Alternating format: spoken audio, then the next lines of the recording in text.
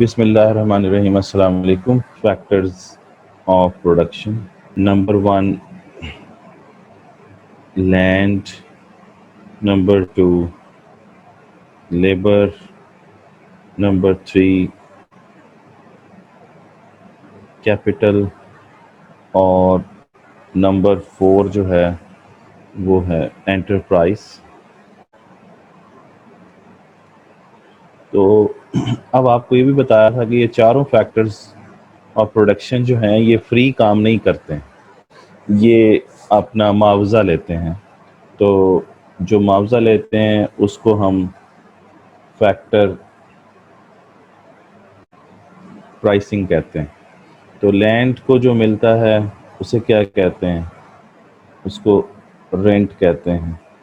Labour को जो price मिलती है उसको हम वेज कहते हैं।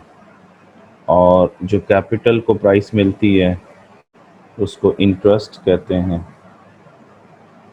और जो एंटरप्राइज को मिलता है उसको हम प्रॉफिट कहते हैं। तो these are the prices of 4 factors of production. तो एज ए फर्म अगर हम लोग देखें तो ये चारों फैक्टर्स के बगैर आउटपुट प्रोड्यूस नहीं हो सकती। ये अगर चारों फैक्टर्स रिक्वायर्ड हैं आउटपुट को प्रोड्यूस करने के लिए, इकोनॉमिस्ट कहते हैं कि 4 फैक्टर्स रिक्वायर्ड हैं आउटपुट प्रोड्यूस करने के लिए।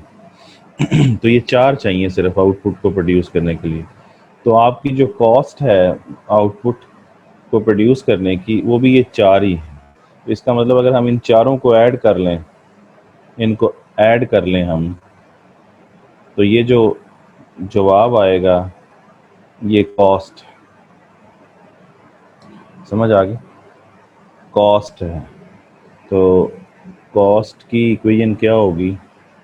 Rent plus wage plus interest plus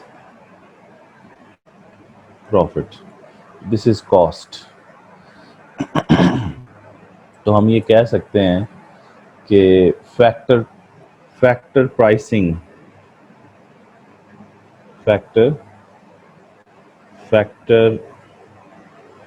pricing is known as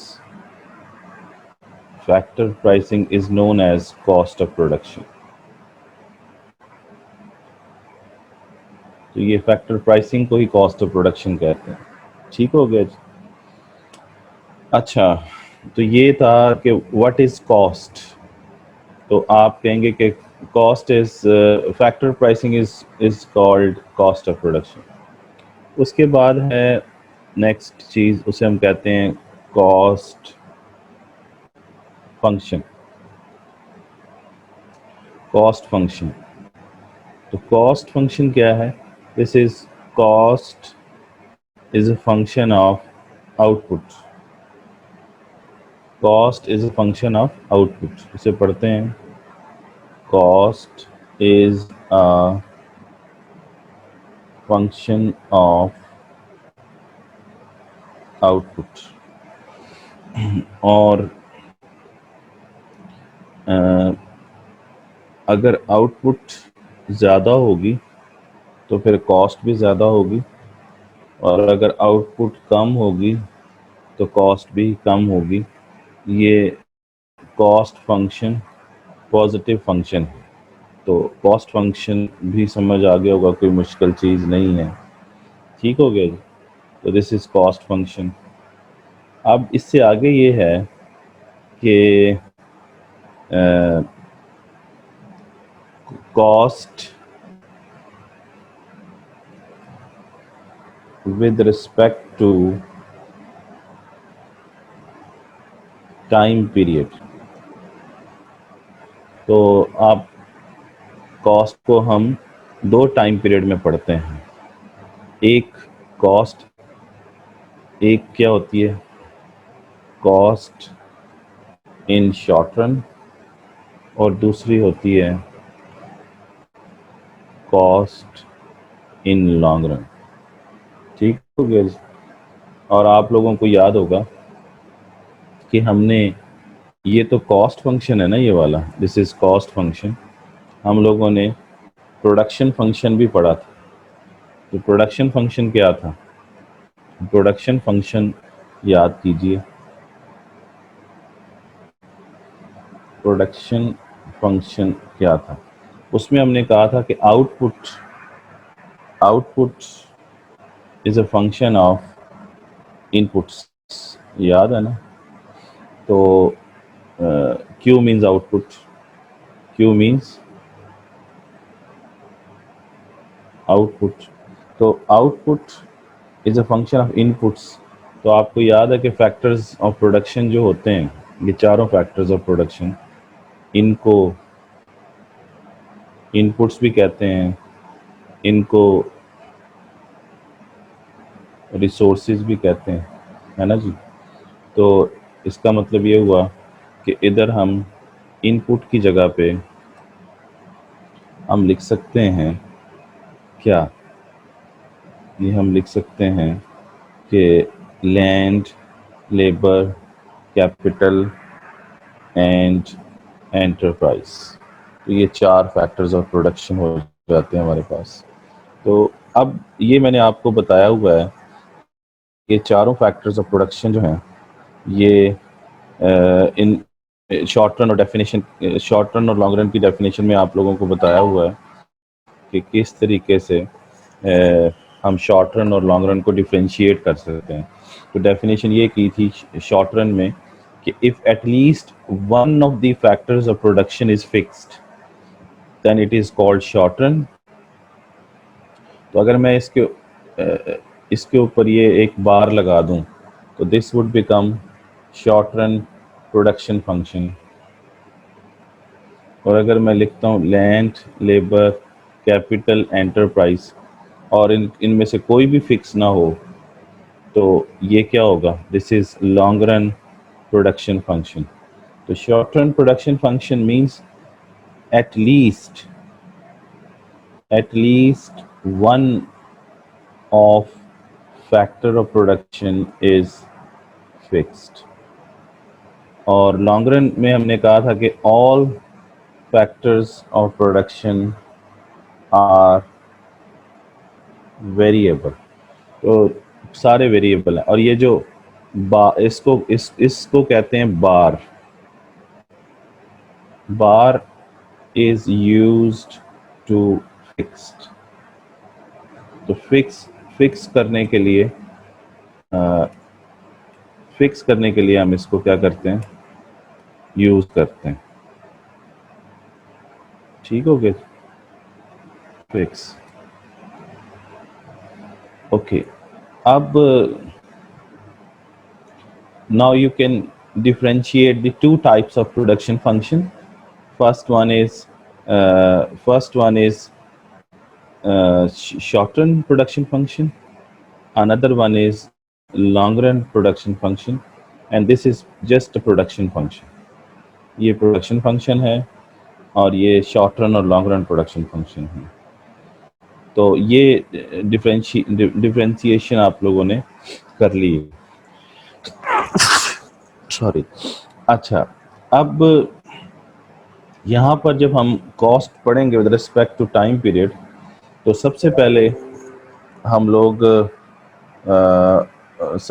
हम पढ़ लेते हैं कॉस्ट इन शॉर्ट रन। ये पहले ये पढ़ लेते हैं। तो cost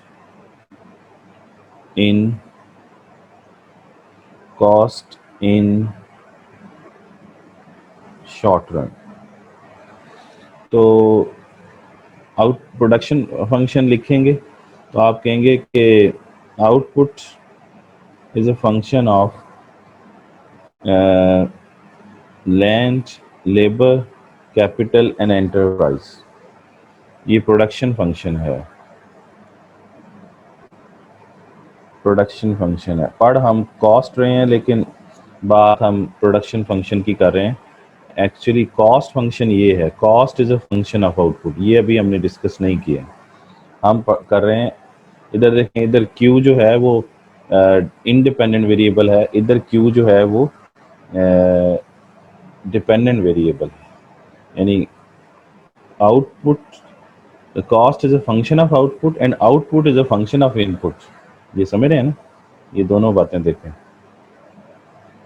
cost is a function of output but output is a function of input. ये प्रोडक्शन फंक्शन है, ये कॉस्ट फंक्शन, ठीक है ना।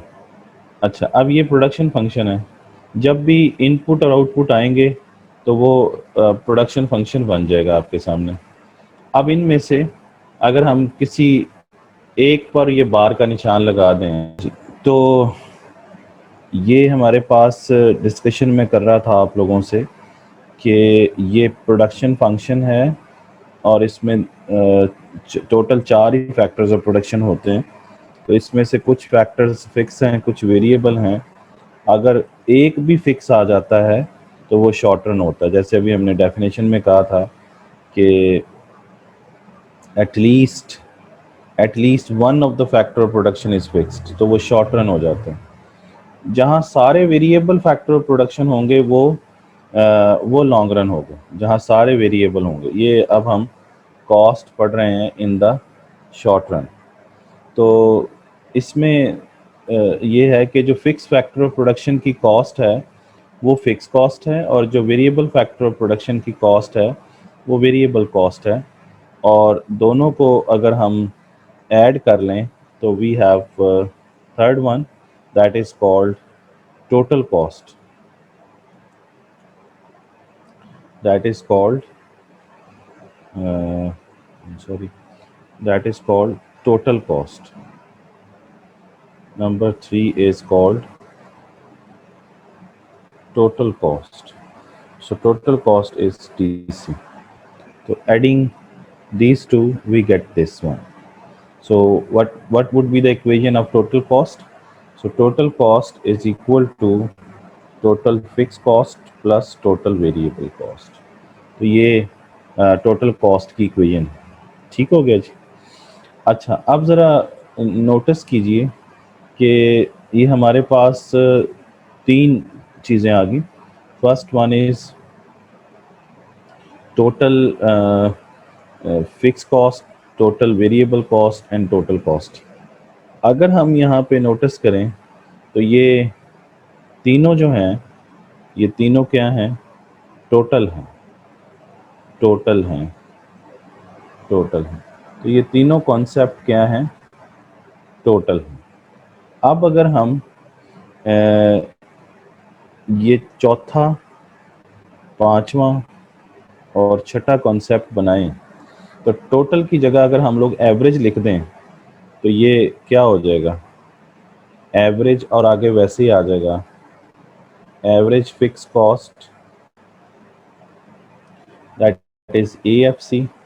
Then we have average variable cost, that is AVC, and then we have average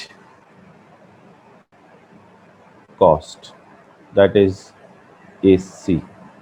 तो ये चीज़ notice करें कि इधर हमने टोटल की जगह पर क्या लिख दिया है? एवरेज लिख दिया है। तो ये 3 कॉन्सेप्ट और बन गए शॉर्ट रन के अंदर। तो ये आपके सामने आ गया एवरेज, ठीक है जी। और अगर हम यहाँ पर क्या करें, सातवां, आठवां और नौवां कॉन्सेप्ट जो है वो टोटल की जगह पहले एवरेज लिखा, आप टोटल की जगह पर क्या लिखेंगे? मार्जिनल। तो ये बन जाएगा marginal fixed cost, that is MFC। अब दूसरा क्या बनेगा? टोटल की जगह पे हमने क्या लिखना है? Marginal, marginal variable cost, that is MVC, and then marginal cost, that is MC। समझ गए? तो अब ये चीज़ नोटिस कीजिए कि यहाँ पर अब हमने क्या किया है, मार्जिनल का वर्ड यूज़ किया है, मार्जिनल, मार्जिनल। ये तो इसका मतलब ये हुआ कि शॉर्ट रन के अंदर हमारे पास 9 कॉन्सेप्ट हैं, 9 concepts of the cost in short run. ये short run, cost in the short run, तो 9 कॉन्सेप्ट हैं, तो ये 9 हमने पढ़ने हैं। ठीक हो गया? अब इनको हम पढ़ते हैं डिटेल के साथ। तो इसमें अगर आप नोटिस करें, अभी जो हमने इक्वेशन बनाई है यहाँ पे, वो क्या बनाई है, वो ये बनाई है कि total cost is equal to total fix cost plus total variable cost. तो ये इसका इक्वेशन है। अब इसी में से अगर आप चाहें, अभी मैं इनको डिटेल में पढ़ाता हूँ, लेकिन अगर इसी इक्वेशन में से चाहें तो टीएफसी भी फाइंड कर सकते हैं। तो टीएफसी क्या होगा, टीसी है ना, टीसी माइनस क्या होगा, टीवीसी। समझ गए ना, टीसी माइनस टीवीसी। और अगर इसी इक्वेशन में से चाहें तो टीवीसी भी फाइंड कर सकते हैं। टीवीसी फाइंड करें इसमें से तो क्या आएगा, टीसी माइनस टीएफसी। समझ गए ना? तो इसका मतलब ये हुआ कि ये हम फाइंड कर सकते हैं, ये आपके सामने। इसी तरीके से अगर मैं यहाँ पर टी की जगह पर, अगर यहाँ पर हमने टी की जगह पे एवरेज किया था ना, ये आपके सामने, ये एवरेज है, एवरेज तीनों एवरेजेस हैं। तो यहाँ पर ये जो टोटल हैं तीनों, इनकी जगह, तो जिस तरह ये दोनों ऐड करके ये आ सकते हैं, इसी तरीके से ये दोनों भी ऐड करके ये बन सकता है। इसी तरीके से ये दोनों आप अगर ऐड कर लें तो फिर ये बन जाएगा आपके पास। ठीक है ना जी? तो इसी तरीके से अगर हम यहाँ पे टी की जगह पर ए लिख दें तो क्या आएगा, A C is equal to A F C plus A B C, है ना। यानी ये जो टी है ना, टी की जगह ए लिख दिया है ना। इसी तरीके से अगर हम यहाँ पर टी की जगह पे एम लिख दें तो आ जाएगा M C is equal to M F C plus क्या आ जाएगा, एम वी सी। ये आपके सामने आ गया। इसका मतलब ये हुआ कि जैसे हमने यहाँ पे कहा था ना कि इन दोनों को ऐड कर दें तो ये आ जाएगा आपके पास, इसी तरीके से इन दो को ऐड कर दें तो ये आ जाएगा, इसी तरीके से 7वें और 8वें को ऐड कर दें तो 9वां आ जाएगा। तो ये वही चीज़ मैंने यहाँ पे बताई है। अब यहाँ से अगर आप ए एफ सी फाइंड करना चाहें तो ए एफ सी क्या होगा, तो A F C is equal to A C minus A B C, है ना। और अगर आप यहाँ से ए बी सी फाइंड करना चाहें तो ए बी सी क्या होगा, वो होगा ए सी माइनस ए एफ सी। ठीक है ना जी? तो ये यू कैन फाइंड। ठीक हो गया जी? ये आप फाइंड कर सकते हैं। ये भी क्लियर हो गया। अच्छा, इसी तरीके से अगर हम यहाँ से एम एफ सी फाइंड करना चाहें तो M F C is equal to M C minus M B C. Similarly M B C is equal to M C minus M F C. तो ये आप फाइंड कर सकते हैं। तो ये आपको समझाने के लिए। अच्छा, अब जो है वो ये है कि हम क्या करें, हम इनको डिटेल में पढ़ें। तो डिटेल में पढ़ने के लिए जो सबसे पहला कॉन्सेप्ट है वो कौन सा है, वो है टोटल फिक्स कॉस्ट। तो टोटल फिक्स कॉस्ट जो है वो पहले पढ़ेंगे हम लोग।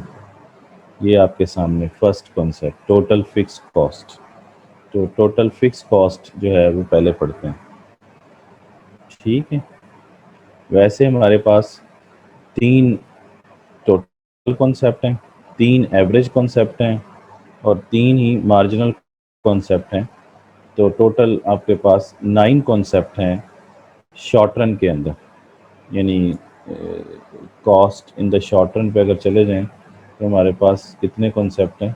9 कॉन्सेप्ट हैं। अच्छा, अब पहला कॉन्सेप्ट पढ़ने जा रहे हैं, that is total fix cost. तो टोटल फिक्स कॉस्ट पहले पढ़ते हैं। नंबर 1 इज़ टोटल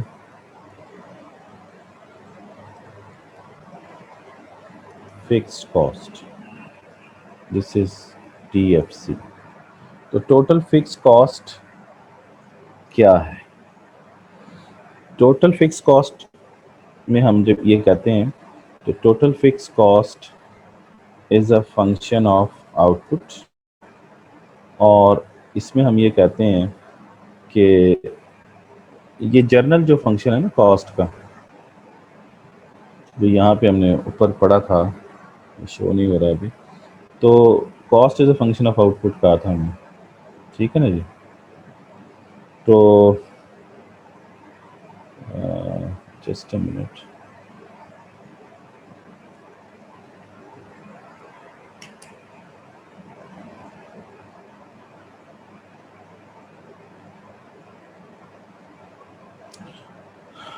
तो बात ये है कि total fix cost is a function of output, meaning that कि आउटपुट अगर ज़ीरो हो तो भी टोटल फिक्स कॉस्ट जो है वो सेम है, आउटपुट बढ़ जाए तब भी टोटल फिक्स कॉस्ट सेम है, आउटपुट कम हो जाए तो तब भी टोटल फिक्स कॉस्ट क्या है?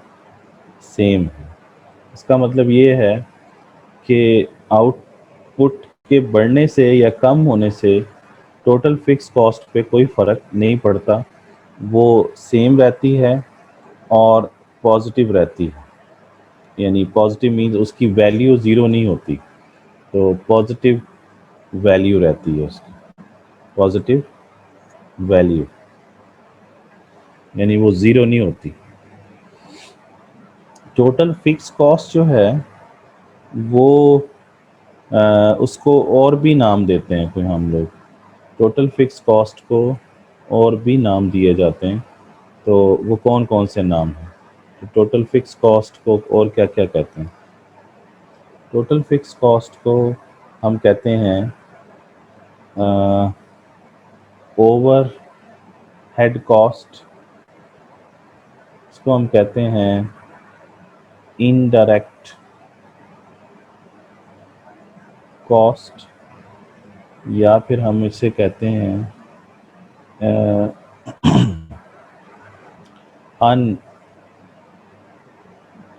अनअवॉइडेबल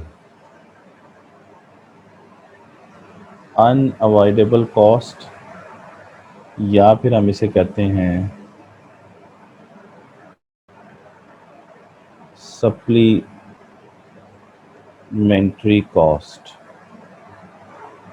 तो ये इसके अदर नेम्स हैं, अदर नेम्स, ये सारी किसको कहते हैं? ये सारे टोटल फिक्स कॉस्ट को कहते हैं, ठीक है। टोटल फिक्स कॉस्ट एक्चुअली ये होती है कि जिसमें आउटपुट के बढ़ने से या कम होने से या इवन ज़ीरो भी होने से उस पर कोई फ़र्क नहीं पड़ता।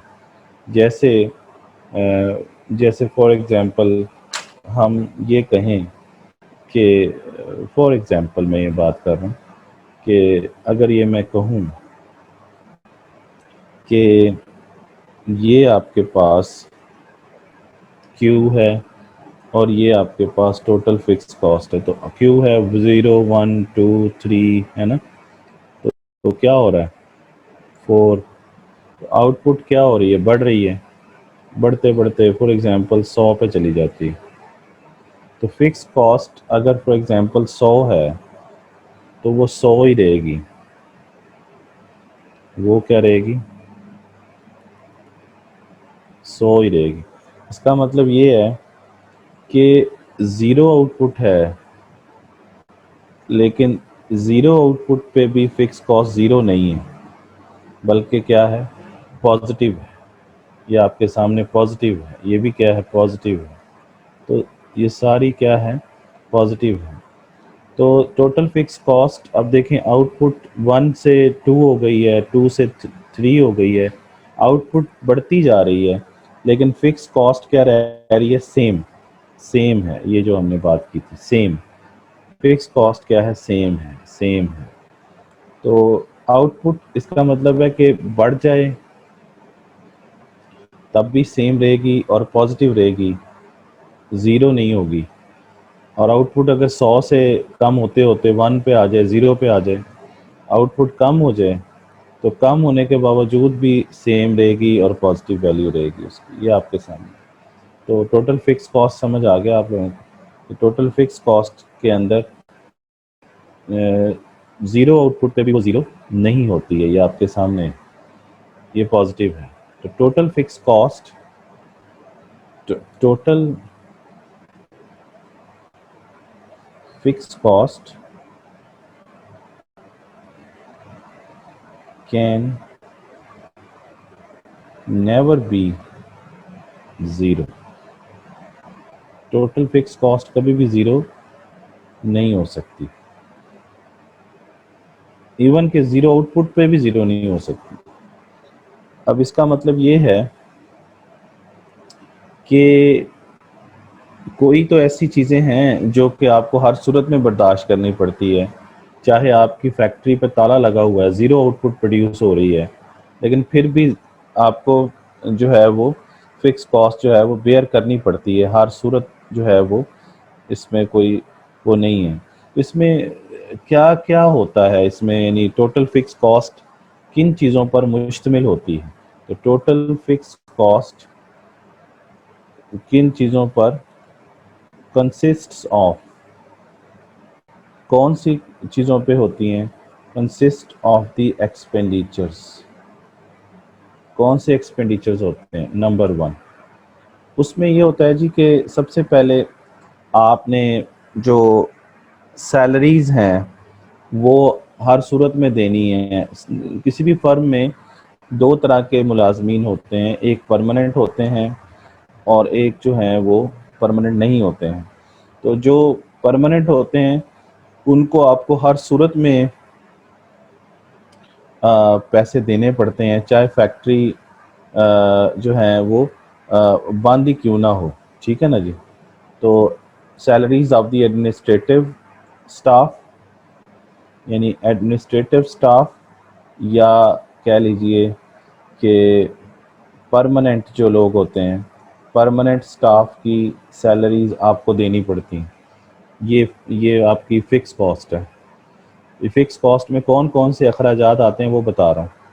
फिर इसी तरीके से आपको अगर आपका जो बिल्डिंग है वो किराए पे है तो रेंट आपको हर सूरत में देना पड़ेगा, चाहे आउटपुट ज़ीरो ही क्यों नहीं हो रही, ज़ीरो आउटपुट होने के बावजूद भी आपको देना पड़ेगा। तो रेंट ऑफ द बिल्डिंग, ये किसका हिस्सा बन जाता है? ये फिक्स कॉस्ट में आते हैं, टोटल फिक्स कॉस्ट के अंदर। फिर नंबर 3, अगर आपने बैंक से कैपिटल लिया हुआ है तो उसका इंटरेस्ट आपको हर सूरत में पे करना पड़ेगा। इंटरेस्ट, इंटरेस्ट आपको हर सूरत में पे करना पड़ेगा। इसी तरीके से नंबर 4, आप लोगों को डेप्रीसिएशन जो है वो हर सूरत में पे करनी पड़ेगी।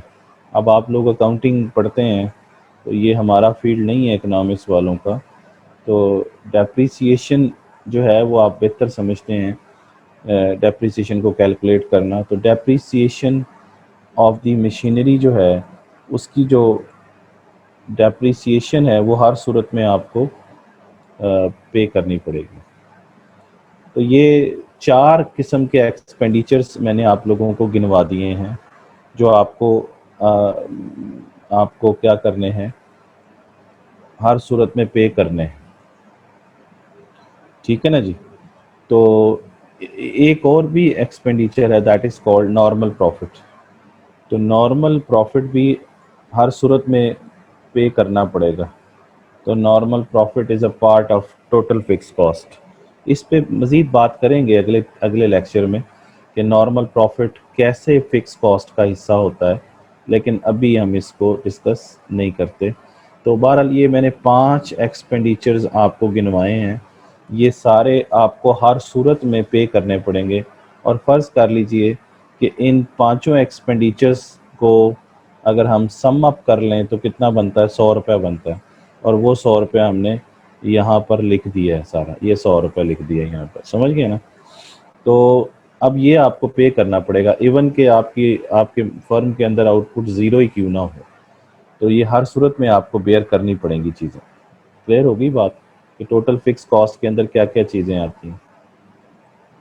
इसी तरीके से अगर हम इसका टोटल फिक्स कॉस्ट का कर्व बनाएं तो यहाँ पर आउटपुट है, यहाँ पर हमने फिक्स कॉस्ट लिखना है, टोटल फिक्स कॉस्ट। ठीक है ना जी, ये ज़ीरो है, यहाँ पर टोटल फिक्स कॉस्ट। अच्छा, तो इसका जब आप कर्व बनाएंगे तो ये बिल्कुल ऐसे बनेगा, दैट इज़ TFC, और ये 100 है फॉर एग्जांपल। तो देखें ज़ीरो आउटपुट पर भी क्या आ रही है, ज़ीरो आउटपुट पर भी आपको क्या मिल रहा है, जो कॉस्ट आ रही है वो कितनी आ रही है, ज़ीरो आउटपुट पर भी 100 आ रही है। और फॉर एग्जांपल ये 1 है तो 1 पर भी कितनी आ रही है, 100 आ रही है। ये 2 है तो 2 पर भी कितनी आ रही है, 100। ये फ़र्ज़ करें 3 है तो 3 पर भी कितनी आ रही है, 100 आ रही है। तो हर पॉइंट पर, ए पॉइंट पर, बी पॉइंट पर, सी, और आगे भी चलते जाएं तो ये सारे पॉइंट्स हैं। फॉर एग्जांपल ये ए पॉइंट है, ये बी पॉइंट है, इसको ए पॉइंट कहना पड़ेगा, ए पॉइंट है, ये बी पॉइंट है, ये सी पॉइंट है, ये डी पॉइंट है। तो आपके सामने ए बी सी डी मैंने 4 पॉइंट इसमें शो कर दिए हैं। तो ये टोटल फिक्स कॉस्ट जो कर्व है वो आपके सामने, तो वो क्या कर रहा है, वहाँ पे हॉरिजेंटल लाइन बना रहा है आपके सामने, दिस इज़ हॉरिजेंटल। अच्छा, तो this is total fix cost curve. तो पहली बात समझ आ गई आपको। पहली बात ये थी कि टोटल फिक्स कॉस्ट हमें समझ आ जाए, तो ये मैंने आपको ये पहला कॉन्सेप्ट जो है ये समझा दिया, टोटल फिक्स कॉस्ट। अच्छा, अब जो है वो नेक्स्ट पढ़ते हैं। नेक्स्ट कौन सा कॉन्सेप्ट है, नंबर वेरिएबल कॉस्ट। ये है दूसरा कॉन्सेप्ट।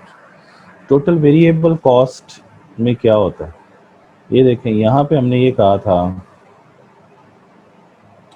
कि जो फिक्स कॉस्ट होती है उसमें आउटपुट बढ़ जाए तब भी वो सेम रहती है, कम हो जाए तब भी सेम होती है, ज़ीरो हो जाए तब भी सेम होती है। लेकिन टोटल वेरिएबल कॉस्ट जब हम बात करते हैं, टोटल वेरिएबल कॉस्ट की बात करते हैं, तो टोटल वेरिएबल कॉस्ट जो है वो आ, वो भी आउटपुट का फंक्शन, टोटल वेरिएबल कॉस्ट भी आउटपुट का फंक्शन है, ये सारी चीज़ें। तो टोटल फिक्स कॉस्ट जो है वो मैंने अभी आपको कर बताया कैसे होता है। तो यहाँ पर टोटल फिक्स कॉस्ट की आउटपुट, तो अब यहाँ पे ये for example total fix cost curve है, यहाँ पे 100 लिखा था, ये सारा वो डिलीट हो गया। तो बहरहाल ये मैं बता चुका हूँ, ये ए पॉइंट है, ये बी है, ये सी है, ये डी है। और यहाँ पर भी आप अपनी आसानी के लिए पॉइंट्स शो कर सकते हैं, ए पॉइंट, बी, सी, डी, है ना, और ये कैरी ऑन जिस तरह मर्जी। तो फिक्स कॉस्ट जो है वो आपके सामने है कि उसमें आउटपुट के बढ़ने से या कम होने से कॉस्ट पे कोई फ़र्क नहीं पड़ता है, ये आपके सामने। और इसमें मैंने आपको ये 5 पॉइंट्स बताए थे कि salaries of the administrative staff fix हैं, वो हर सूरत में आपको पे करनी पड़ेंगी। उसके बाद मैंने आपको कहा था कि रेंट जो है वो आपको हर सूरत में पे करना पड़ेगा। फिर आपको इंटरेस्ट, अगर बैंक से अगर लोन लिया हुआ है तो इंटरेस्ट हर हाल में पे करना पड़ेगा। फिर डेप्रीसिएशन जो है वो आपको हर हाल में पे करनी पड़ेगी। और फिर जो पांचवी बात मैंने आपसे की थी कि नॉर्मल प्रॉफिट जो है, this is also the part of total fix cost, तो नॉर्मल प्रॉफिट भी आपको पे करना पड़ेगा। इस पे मज़ीद बात फिर करेंगे। टोटल फिक्स कॉस्ट के ये 5 एक्सपेंडिचर्स हैं जो आपको हर सूरत में पे करने पड़ते हैं। और मैंने कहा था फ़र्ज़ कर लें इन सब का सम 100 रुपीज़ है और वो यहाँ पर आपकी स्क्रीन में शो भी हो रहा होगा 100 रुपीज़, ये आपको पे करना पड़ेगा। तो दूसरी जो कॉस्ट है उस पे चलते हैं। जो सेकंड कॉस्ट है वो that is called total variable cost, this is TVC, total total variable cost. तो टोटल वेरिएबल कॉस्ट में क्या हो रहा है, टोटल वेरिएबल कॉस्ट को और क्या क्या नाम देते हैं। टोटल वेरिएबल कॉस्ट को टोटल वेरिएबल कॉस्ट भी फंक्शन है किसका, आउटपुट का। और इसके जो अदर नेम्स हैं वो मैं आपसे डिस्कस करता हूँ। इसको कहते हैं डायरेक्ट कॉस्ट। आपको याद है ना कि इसमें हमने इसको कहा था कि टोटल फिक्स कॉस्ट को हम क्या नाम देते हैं, इसको हम इनडायरेक्ट कॉस्ट कहते थे, इनडायरेक्ट कॉस्ट। लेकिन जो वेरिएबल कॉस्ट है वो डायरेक्ट कॉस्ट। अच्छा, फिर इसको हम कहते थे अनअवॉइडेबल कॉस्ट, किसको भला, फिक्स कॉस्ट को अनअवॉइडेबल कॉस्ट कहते थे। तो फिर लेकिन ये जो टोटल वेरिएबल कॉस्ट है इसको हम क्या कहेंगे, ये अवॉइडेबल कॉस्ट होगी, दिस इज़ अवॉइडेबल कॉस्ट। और फिर इसको हम प्राइम कॉस्ट कहेंगे, ये अदर नेम्स हैं इसके, प्राइम कॉस्ट, ठीक है ना जी। Prime cost, avoidable cost, direct cost, या फिर हम इसको कह सकते हैं फ्लोटिंग कॉस्ट। तो ये सारे अदर नेम्स हैं किसके भला, वेरिएबल कॉस्ट। अब ये डायरेक्ट कॉस्ट इसलिए कहते हैं इसको कि इसका डायरेक्ट आउटपुट से ताल्लुक़ होता है। फिक्स कॉस्ट का भी आउटपुट से ताल्लुक़ होता है लेकिन वो डायरेक्ट नहीं होता, इनडायरेक्ट होता है, समझ गए हैं। ये देखें, fix cost is a function of output, तो आउटपुट के साथ ही ताल्लुक़ है इसका, लेकिन ताल्लुक़ कैसा है, इनडायरेक्ट है। और जो टोटल वेरिएबल कॉस्ट है उसका ताल्लुक़ भी आउटपुट से है, लेकिन वो ताल्लुक़ क्या है, वो डायरेक्ट ताल्लुक़ है। यानी अगर आउटपुट ज़ीरो है तो टोटल वेरिएबल कॉस्ट भी ज़ीरो है। इसी तरीके से अगर आउटपुट ज़्यादा है तो टोटल वेरिएबल कॉस्ट भी ज़्यादा है। अगर आउटपुट कम है तो टोटल वेरिएबल कॉस्ट भी कम है। तो ये यहाँ तक अगर देखें इस जगह तक तो ये पॉजिटिव है। इसका मतलब ये है कि आउटपुट के बढ़ने से टोटल वेरिएबल कॉस्ट बढ़ रही है और आउटपुट के कम होने से टोटल वेरिएबल कॉस्ट क्या हो रही है, कम हो रही है। लेकिन ज़ीरो आउटपुट पे टोटल वेरिएबल कॉस्ट क्या है, ज़ीरो है। लेकिन ये नोटिस करें कि ज़ीरो आउटपुट पे टोटल फिक्स कॉस्ट ज़ीरो नहीं थी, बल्कि क्या थी, पॉजिटिव थी। पॉजिटिव का मतलब पॉजिटिव वैल्यू थी उसकी, पॉजिटिव रिलेशनशिप नहीं, पॉजिटिव वैल्यू थी। तो यहाँ इसलिए मैंने वैल्यू लिखा है, पॉजिटिव वैल्यू आती है, उसमें कोई भी ज़ीरो नहीं आता। टोटल फिक्स कॉस्ट मैंने आपको बताया था, total fix cost can never be zero, ये बात हमने की थी पहले। लेकिन टोटल वेरिएबल कॉस्ट ज़ीरो हो सकती है, टोटल वेरिएबल कॉस्ट क्या हो सकती है, ज़ीरो हो सकती है। कैसे हो सकती है ये हमने देखना है। अच्छा, अब यहाँ पे ये देखें कि पहले हमें ये देखना पड़ेगा कि टोटल वेरिएबल कॉस्ट में एक्सपेंडिचर कौन कौन से आते हैं। तो टोटल वेरिएबल कॉस्ट जो है वो कंसिस्ट्स ऑफ नंबर वन, इनमें कौन से एक्सपेंडिचर आते हैं? इसमें रॉ मटेरियल आता है सबसे पहले, रॉ मटेरियल की कॉस्ट आती है। नंबर टू, इसमें कॉस्ट आती है कॉस्ट ऑफ डायरेक्ट लेबर जो आपकी काम करती है। फिर इसमें आते हैं जनाब आपके ट्रांसपोर्टेशन कॉस्ट आती है,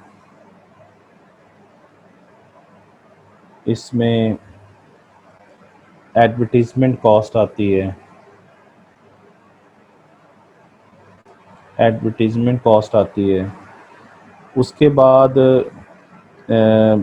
इसके अंदर टैक्सेस आते हैं। फिर इसके अंदर आपकी जो रनिंग एक्सपेंसेस होते हैं वो आते हैं।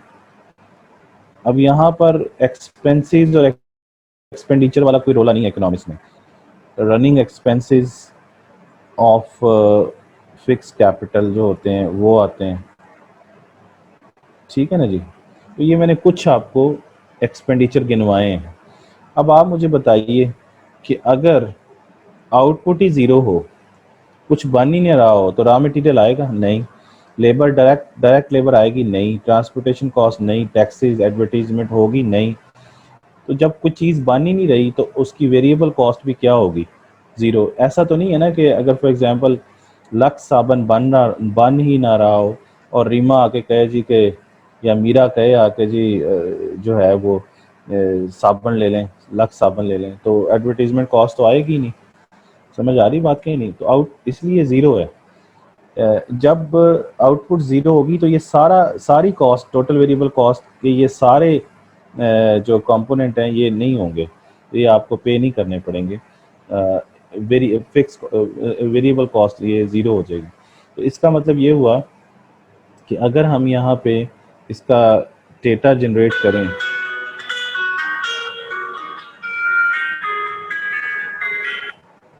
हेलो जी मैडम,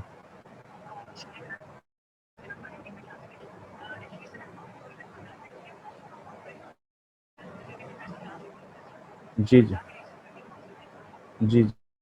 अभी वैसे मैं इसको प्रॉब्लम तो नहीं होगा, कोई चलता रहेगा ऐसे? चलें, ठीक ठीक ठीक, ओके ओके जी।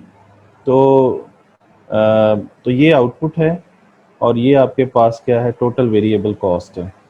अब यहाँ पे नोटिस कीजिए कि ज़ीरो आउटपुट हो तो टोटल वेरिएबल कॉस्ट क्या आएगी? ज़ीरो। जैसे मैंने अभी आपको बताया कि ज़ीरो आउटपुट पे टोटल वेरिएबल कॉस्ट क्या होती है? वो ज़ीरो होती है। ये आपके सामने। तो लेकिन जब हमने यहाँ पढ़ा था तो ज़ीरो आउटपुट पे टोटल जो फिक्स कॉस्ट थी वो ज़ीरो नहीं थी, वो पॉजिटिव वैल्यू आ रही थी इसकी। ये ज़हन में रखना है कि ज़ीरो आउटपुट पे फिक्स कॉस्ट ज़ीरो नहीं होती, लेकिन वेरिएबल कॉस्ट ज़ीरो होती। फिर आप आउटपुट है 1 2 3 4 5 है ना, और आउटपुट 100 तक ले जाते हैं फॉर एग्जांपल।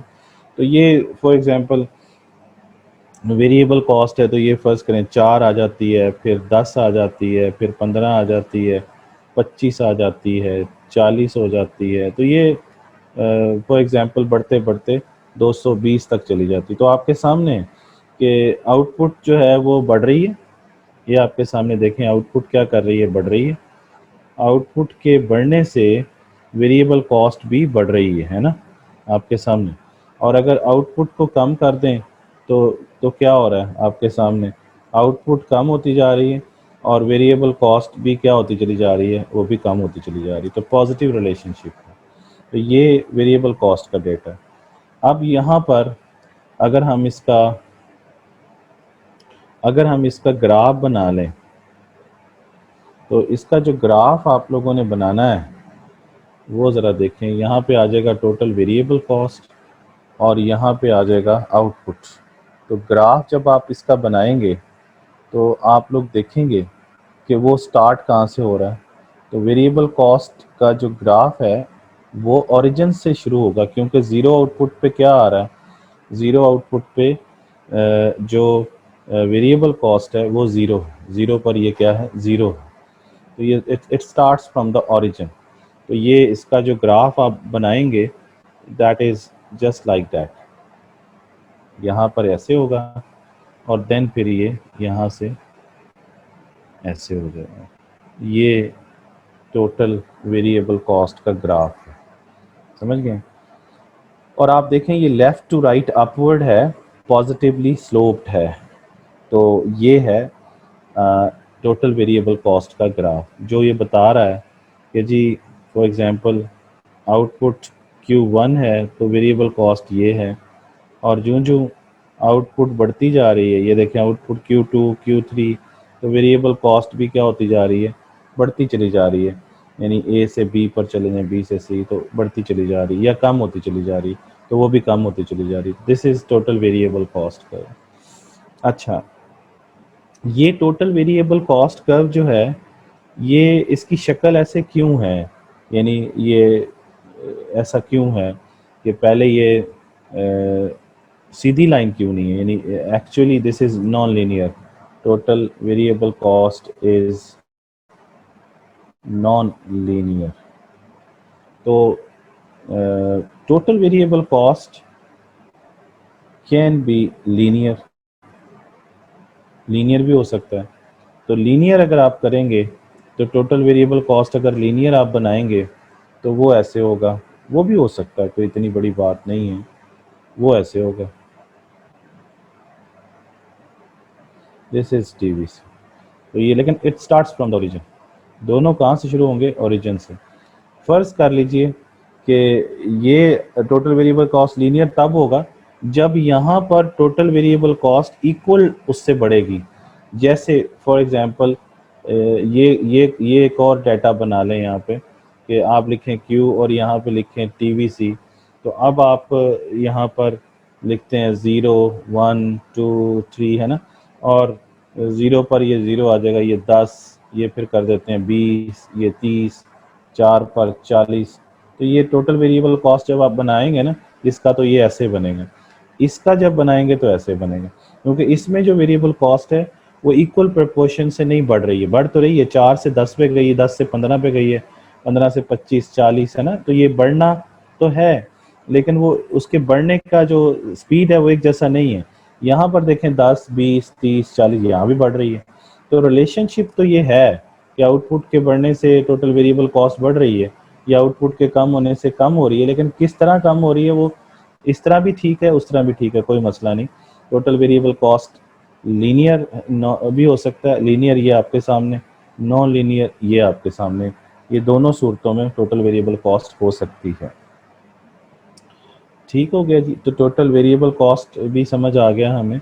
अब अगली बात समझने की ये ज़रूरत है, अभी हमने यहाँ पे एक चीज़ समझी थी कि टोटल जो कॉस्ट है वो ये हम पढ़ चुके हैं, ये हम पढ़ चुके हैं, ये हम पढ़ चुके हैं, सॉरी ये दोनों पढ़ चुके हैं, टोटल फिक्स कॉस्ट और टोटल वेरिएबल कॉस्ट, ये रह गया। ये इन दोनों को सम करने से आता है, इन दोनों को सम करने से आता है, तो इन दोनों को हम सम अप करते हैं। जैसे जैसे फॉर एग्जांपल जब हम इसको सम अप करेंगे यही डाटा, तो आपके सामने टोटल क्या होगा, कॉस्ट आपके सामने आ जाएगी। कैसे करेंगे टोटल कॉस्ट, यहाँ पे हम लिखते हैं नंबर 3 क्या आएगा, टोटल कॉस्ट यानी टीसी, और टीसी की इक्वेशन क्या है, this is TFC plus TVC, इन दोनों को ऐड करते हैं।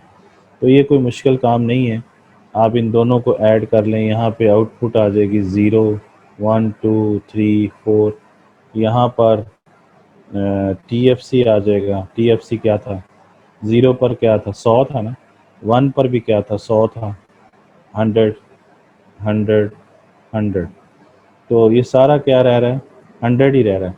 टोटल वेरिएबल कॉस्ट ले लें तो 0 आउटपुट पे क्या आएगी 0, ये आपके सामने 0 पर 0, और यही डाटा लिख लें 4 10 है ना, 4 10, उसके बाद क्या था 15 15, फिर कितना था 25, ये डाटा हमने ऊपर लिया था।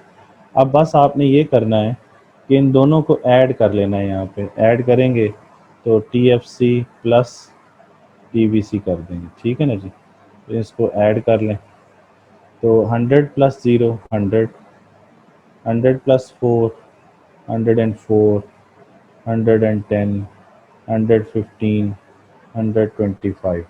तो अब आप देखें कि TCB हमारे पास आ गया है। नोटिस करने वाली ये बात है कि ज़ीरो आउटपुट पे वेरिएबल कॉस्ट तो ज़ीरो है, लेकिन जो फिक्स कॉस्ट है वो ज़ीरो नहीं है, और ज़ीरो आउटपुट पे जो फिक्स कॉस्ट है वही टोटल कॉस्ट है। ये बात समझ आ रही? यानी एट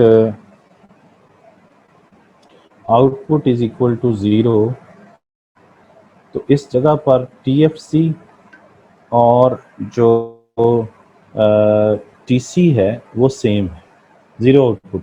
ये आप नोटिस कीजिए, यानी ज़ीरो आउटपुट पे चेक करें तो TFC और TC दोनों क्या हैं, सेम है। ये आपके सामने, लेकिन इसके बाद नहीं है। वन आउटपुट पे TFC 100 है और TC 104 है, वो फिर डिफरेंट है, सम अप हो रहे हैं ना, क्योंकि इस पे ज़ीरो आया था तो ज़ीरो होने की वजह से ये सेम होते हैं।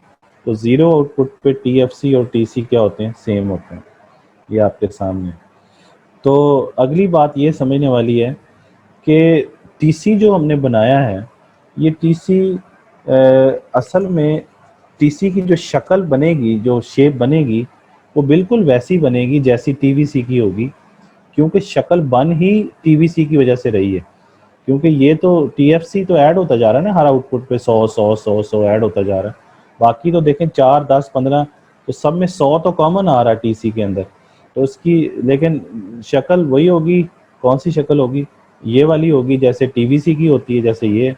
लेकिन इसमें और इसमें फ़र्क ये होगा कि ये ओरिजिन से शुरू होता है, ये TVC ओरिजिन से शुरू होता है, लेकिन TC ओरिजिन से शुरू नहीं होगा, बल्कि कहाँ से शुरू होगा, 100 से शुरू होगा। यानी वो उसका वर्टिकल इंटरसेप्ट होगा।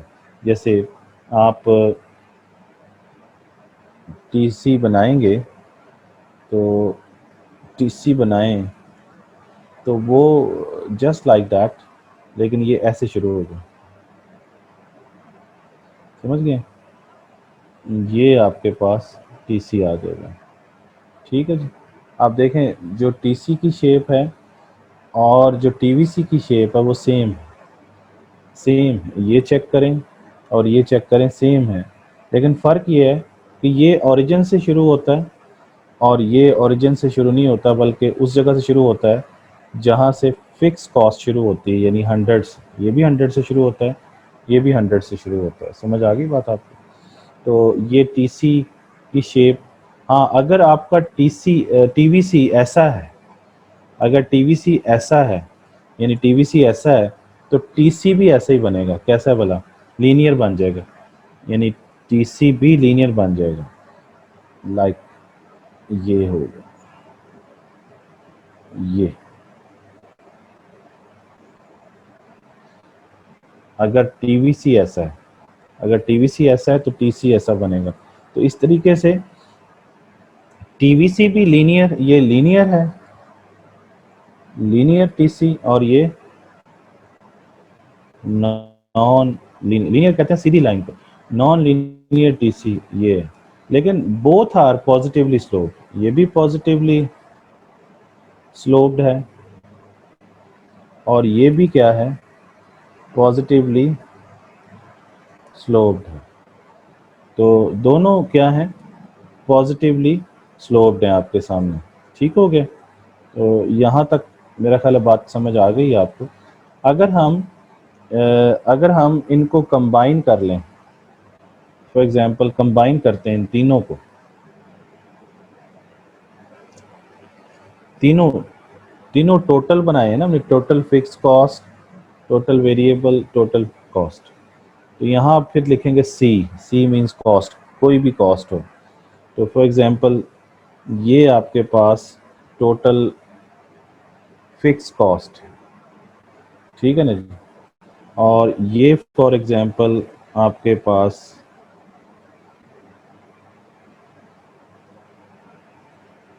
ये क्या है, ये आपके पास टोटल वेरिएबल कॉस्ट, और ये क्या है,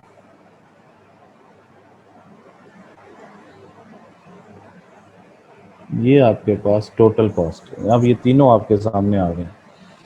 अब आप नोटिस करें कि ये जो पॉइंट है ये टीसी का और टीएफसी का सेम है, और ये किस पे आ रहा है, ये ज़ीरो आउटपुट पे आ रहा है। ज़ीरो आउटपुट पे दोनों, ये 100 है फॉर एग्जांपल, तो ये 100 से दोनों शुरू हो रहे हैं, टीसी और टीएफसी दोनों की स्टार्टिंग सेम है। ये देखें, ये भी 100 से शुरू होता है, ये भी 100 से शुरू होता है, लेकिन टीवीसी कहाँ से शुरू होता है, वो 0 से शुरू होता है। ये 0 से आपने इसको शुरू किया हुआ है, 0 से शुरू करके लेके गया हुआ है। ये क्लियर होगी। और ये देखें सबसे ऊपर आ रहा है टीसी, क्योंकि टीसी जो है this is the sum of TFC plus TVC, तो ये सम अप होके आ रहा है यहाँ पे। मेरी बात समझ आ गई। तो ये तीन कर्व हम लोगों ने बना लिए, total fix cost, total variable cost. तो ये चूँकि इन दोनों को ऐड करें, इन दोनों को ऐड करें तो ये बनता है, इसलिए सबसे ऊपर टीसी कर्व है, क्योंकि इन दोनों का ये सम है, इसलिए सबसे ऊपर टीसी कर्व बनेगा। ठीक हो गया। तो ये ज़हन में रखें कि किसी भी आउटपुट लेवल पे, आउटपुट जो हम पढ़ते हैं ना वो ऐसे पढ़ते हैं हॉरिजेंटली, और जो कॉस्ट को पढ़ते हैं वो वर्टिकली पढ़ते हैं हम लोग। ये ज़हन में रखें, जो वेरिएबल जैसे प्लॉट होता है वैसे पढ़ते हैं। तो कॉस्ट इधर बढ़ेगी, इधर कम हो जाएगी, आउटपुट इधर बढ़ेगी, इधर आते आते ज़ीरो पे कम हो जाएगी। ये आउटपुट ऐसे, कॉस्ट ऐसे। तो ये तीन हम लोगों ने कॉन्सेप्ट्स पढ़ लिए किसके भला, कॉस्ट के, fix cost, total fix cost, total variable cost और टोटल कॉस्ट, तीनों पढ़ लिए। अब हम आगे मज़ीद भी पढ़ सकते हैं, मज़ीद भी जो है वो कॉन्सेप्ट पढ़ सकते हैं। वो कितने, ये तीन पढ़ चुके हैं। कौन कौन से, टोटल फिक्स कॉस्ट पढ़ चुके, टोटल वेरिएबल कॉस्ट पढ़ चुके, और टोटल कॉस्ट पढ़ चुके। ये तीन हम लोग पढ़ चुके हैं। अब हमें अगले तीन पढ़ने हैं, फिर अगले तीन पढ़ने हैं। तो ये कोई मुश्किल नहीं है। उसमें ये है कि ये आपके सामने एवरेजेस फाइंड करने के फार्मूले हमने यहाँ से निकाल लिए थे, ये तीनों, ये आपके सामने है ना। आपने इन सब फार्मूलाज को ना एक टेबल में अभी देता हूँ आपको, आपने इनको अप्लाई करके चेक करना है, ठीक है ना। जैसे जैसे फॉर एग्जांपल आपके पास ये टेबल है जो भी हमने बनाई थी, ये वाली। इस टेबल में से आप को फॉर एग्जांपल अगर सिर्फ टोटल कॉस्ट दे दिया जाए तो तब भी आप ये दोनों बना सकते हैं। कैसे भला, जैसे मैं आपको समझाऊं कि ये आपको आउटपुट दे दी गई, ये आपके पास टोटल फिक्स कॉस्ट, ये टोटल वेरिएबल कॉस्ट, और ये आपके पास टोटल कॉस्ट, ठीक है ना जी। तो ये टोटल सॉरी, ये टोटल वेरिएबल कॉस्ट। और अगर ये डाटा दे दिया जाए 0 1 2 3 ऐसे ही 4, ये डाटा दे दिया आपको, और आपको कहा गया, आपको दे दिया टोटल कॉस्ट का डाटा। टोटल कॉस्ट का डाटा क्या है, 100, यही वाला डाटा ले लेते हैं, 100 104 110 110 115, और क्या है 115 के बाद चौथे पे क्या था, 125 125 125। अब आपने ये टोटल कॉस्ट दी हुई है। अब आपको ये पता है, क्या पता है कि ज़ीरो आउटपुट पे जो फिक्स कॉस्ट होती है वही टोटल कॉस्ट होती है। ये चीज़ ये बराबर होती है।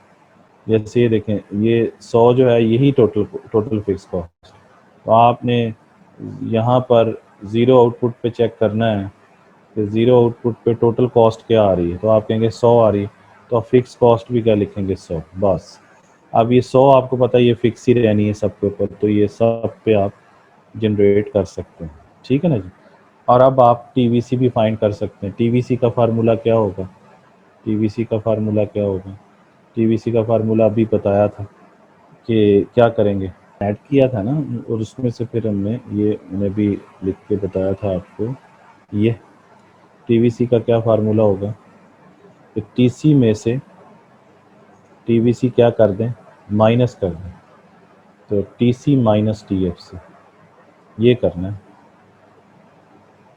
ठीक है ना जी।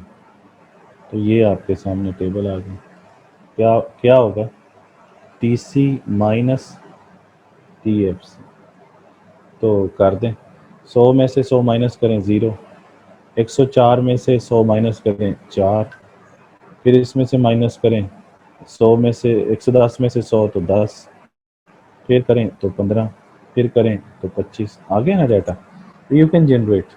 तो ये पता हो कि ज़ीरो आउटपुट पे टोटल कॉस्ट और टोटल फिक्स कॉस्ट क्या होती है, सेम होती है, तो आप जनरेट कर सकते हैं। अच्छा, अब ये है कि नेक्स्ट जो फार्मूलाज हैं वो भी आपको मैंने बताए हैं कुछ, ये देखें कि अब हमने चूँकि एवरेजेस पढ़नी है, तो एवरेजेस के लिए average fix cost, average variable cost, average cost, और फार्मूले आपके सामने हैं कि A F C plus A B C करेंगे तो ए सी आ जाएगा, फिर ए सी में से ए बी सी माइनस करेंगे तो ए एफ सी आ जाएगा, फिर ए सी में से ए एफ सी माइनस करेंगे तो ए बी सी आ जाएगा। इस तरह ये 3 फार्मूले मार्जिनल के भी आपके सामने। लेकिन अब इनको कैसे फाइंड करना है, इनके फार्मूलाज मज़ीद मैं आपको बता दूं, इनके मज़ीद फार्मूलाज आपको बता दूं ये कैसे फाइंड करेंगे, ठीक है जी। तो ये 3 टोटल ख़त्म हो चुके हैं। तो ए एफ सी जो है पहली चीज़, वो है टोटल फिक्स कॉस्ट को आपने डिवाइड कर देना है आउटपुट से। ये वाला जो है ना, ये चौथा कॉन्सेप्ट है, फोर्थ वन ये वाला, ए एफ सी की मैं बात कर रहा हूँ। A F C, A F C find करने के लिए क्या करेंगे, आपने सिंपली टी एफ सी को लेना है ये वाला, और आउटपुट से डिवाइड कर देना है। फिर ए बी सी कैसे फाइंड करना है, ए बी सी का फार्मूला ये होगा कि आप लोगों ने ए बी सी कैसे फाइंड करना है, ए बी सी फाइंड करने का फार्मूला है टोटल वेरिएबल कॉस्ट होगा, आउटपुट से डिवाइड कर देना है, ठीक है। और फिर क्या है, फिर ए सी फाइंड करना है। ए सी फाइंड करने का तरीका ये है कि टी सी को आउटपुट से डिवाइड कर देना। ये आपके सामने तीनों फार्मूले आ गए। तो ये समझ लें टेबल है आपके पास, तो आप इसको मज़ीद एक्सटेंड कर लें। तो यहाँ पर फॉर एग्ज़ाम्पल आप फाइंड करना चाहते हैं ए एफ सी, फिर आप फाइंड करना चाहते हैं ए बी सी, और फिर फाइंड करना चाहते हैं आप ए सी। तो आपने क्या करना है, इस कॉलम को इससे डिवाइड करना है, यानी T F C divided by output करेंगे तो आपके पास ये आ जाएगा। और इसी तरीके से जब इस कॉलम को इस कॉलम से डिवाइड करेंगे, यानी T V C divided by output, तो ए बी सी आ जाएगा। और जब आप इस कॉलम को इससे डिवाइड करेंगे, यानी T C divided by output, तो आपके पास ए सी आ जाएगा। ये आपने करके आना है, ठीक है, ये आपकी असाइनमेंट है। इसके अलावा मज़ीद ये हो सकता है कि जब ये कर लें तो फिर ये देखिएगा कि इन दोनों को ऐड करेंगे तो ये निकल आएगा, ये दूसरे तरीके से आ सकता है, आपकी मर्ज़ी है। और फिर मज़ीद अब आगे चलते हैं। ये 6 कॉन्सेप्ट हो गए। इसमें सिंपली आपने टोटल को उससे डिवाइड करना है, लेकिन ज़ीरो से डिवाइड नहीं करेंगे, ज़ीरो वाले पे करेंगे तो ये यहाँ पे डैश आ जाएगा, ठीक है ना। बाकियों पे जो भी वैल्यू आएगी वो निकाल लेंगे आप लोग। अच्छा, उसके बाद 3 आगे मार्जिनल कॉन्सेप्ट हैं। अच्छा, इसमें मज़ीद भी देखें कि अगर हमारे पास हमने ए एफ सी निकाल, अगर हम इसको क्रॉस मल्टीप्लाई करें तो मज़ीद भी आपके पास चीज़ें निकल आएंगी। कैसे क्रॉस मल्टीप्लाई करें तो क्या आएगा, टी एफ सी फाइंड कर सकते हैं। टी एफ सी का फार्मूला क्या बन जाएगा, A F C into output, है ना। इसी तरीके से इसमें से भी अगर हम टी वी सी फाइंड करना चाहें तो वो क्या आ सकता है, वो होगा A B C into output. और ये हमारे पास टी सी का फार्मूला आ जाएगा कि ए सी इंटू आउटपुट। तो ये देखें हमारे पास TFC, TVC और TC के कुछ और फार्मूलाज भी आ गए हैं। तो ये फार्मूलाज मैंने पहले भी आपसे डिस्कस किए हैं। ये फार्मूलाज कुछ लिखे थे मैंने यहाँ पे, इन फार्मूलाज से जवाब निकाल लीजिएगा। ये देखें, ये TC का फार्मूला लिखा हुआ है, ये इसी तरीके से TFC, TVC फाइंड कर लिया था। इस तरीके से AC और AFC के फार्मूले, तो ये AFC इस तरह से भी आ सकता है, AFC इस तरीके से भी आ सकता है, ABC इस तरीके से भी आ सकता है, AC इस तरीके से भी आ सकता है, और इन तरीक़ों से भी आ सकता है जो मैंने अभी आपको समझाएं। ये फार्मूले भी हैं इनके, दोनों तरीक़ों से जवाब सेम आएगा, ये आपके सामने है, ठीक है ना जी। तो ये क्रॉस मल्टीप्लाई करके आप निकाल सकते हैं। इसके बाद अगले जो कॉन्सेप्ट हैं वो हैं मार्जिनल कॉन्सेप्ट, वो भी आपने करने हैं। तो उसमें पहला है मार्जिनल फिक्स कॉस्ट, ठीक है, MFC। तो MFC और फिर है मार्जिनल वेरिएबल कॉस्ट, MVC, और फिर है मार्जिनल कॉस्ट, MC। ये तीनों फाइंड कर सकते हैं। देखें, टोटल कॉस्ट की इक्वेशन अभी पड़ी थी, वो थी total fix cost plus total variable cost, ऐसे ही है ना, ये इस तरीके से हमने ये पढ़ी थी। अब सिंपली ये है कि अगर हम यहाँ पे T की जगह M कर दें तो ये हो जाएगा MC, MFC प्लस MVC। तो ये हमारे पास MC की इक्वेशन आ गई।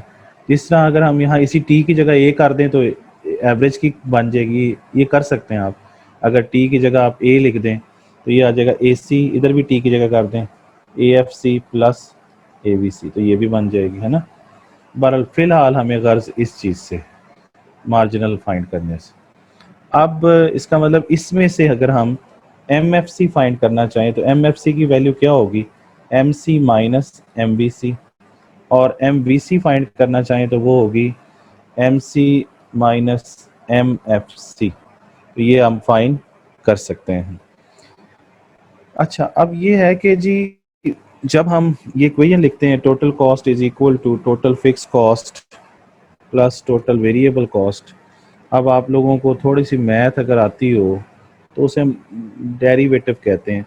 डेरिवेटिव जिनको आता होगा वो ज़रा जल्दी समझ आएंगे। वो होता है, इसका हम डेरिवेटिव ले लें, derivative of total cost with respect to output.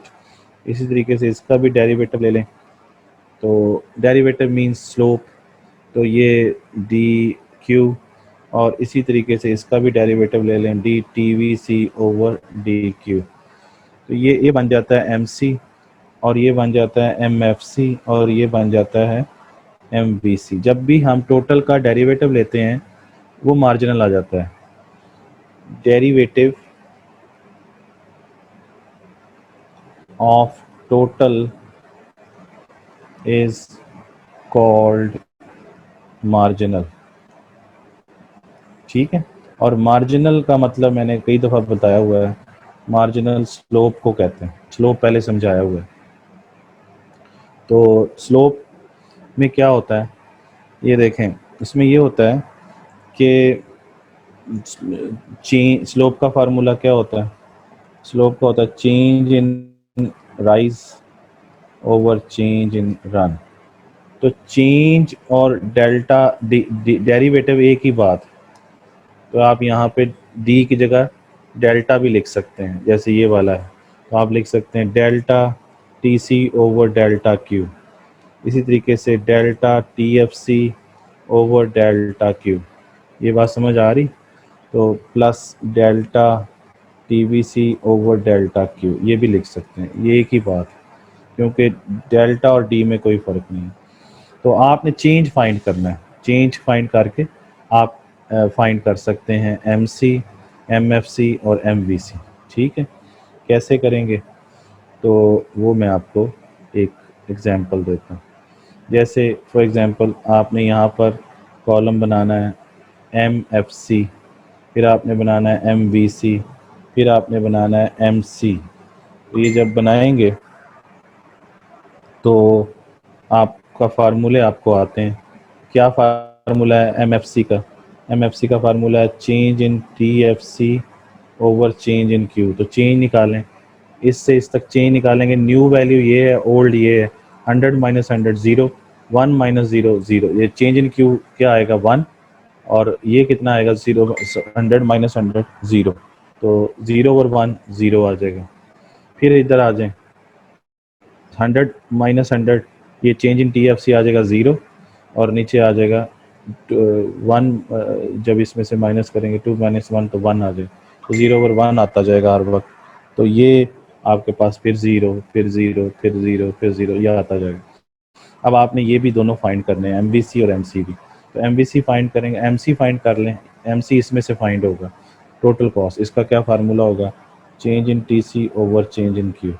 तो तो 104 में से 100 माइनस करें तो कितना आएगा 4, और 1 में से 0 माइनस करें तो 1। तो ये आपके पास यहाँ पर तो डैश आ जाएगा 0 के सामने, और यहाँ आ जाएगा 4।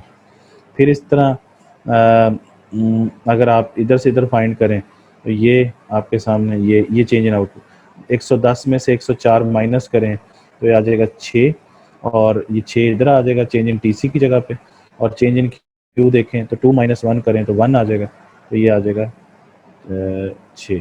तो इस तरीके से आपने ये कॉलम सारे फिल करके लाने हैं।